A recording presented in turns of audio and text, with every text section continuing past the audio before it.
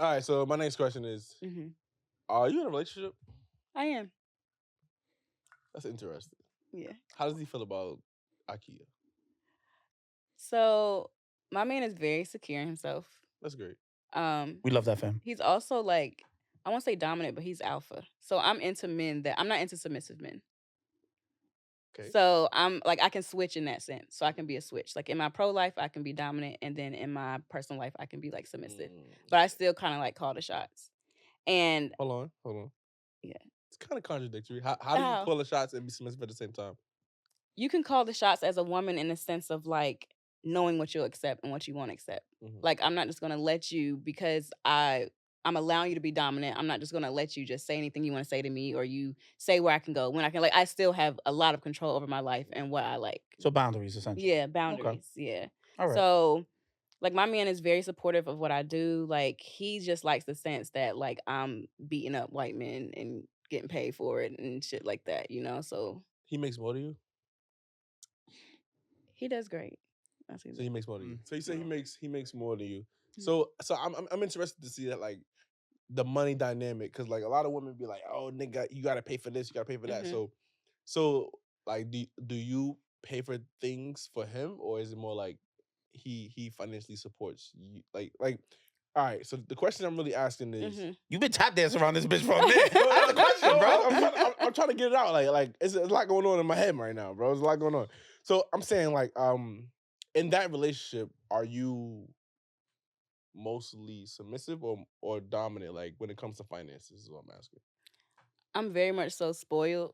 I won't say like I'm dominant as in like you need to be spending all your money on me. Like I don't treat him like I treat my subs. Okay. Like I would never do that. Like the way I talk to my subs, like give me your wallet. Like I literally talk to my subs like that. I would never talk to my man like that. Give me your wallet. Yeah. Yo, I really Bro. I'm not fucking with you right now. It's financial domination. I want this life. Like you don't understand. So let's take a step back, right? I got my rational hat on now, right? So I kind of want to start figuring some of this out. Okay. So obviously people can be very diverse and have different ways that they like to present themselves in different situations.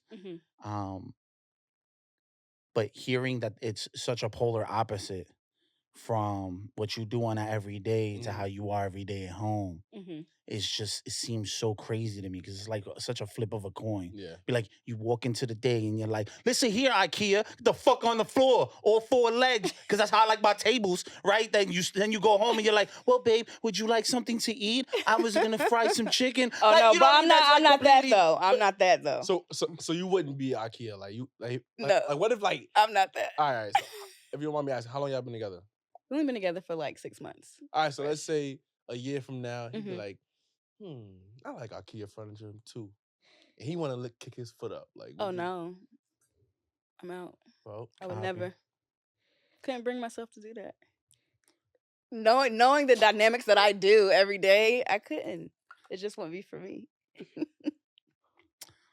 All right, so we're gonna bring it back to my like I want to like get into this. So the reason why I'm bringing up the two sides of the coin and it being such a drastic change, I mean, like I personally can't see myself drop of a dime switching up completely, right?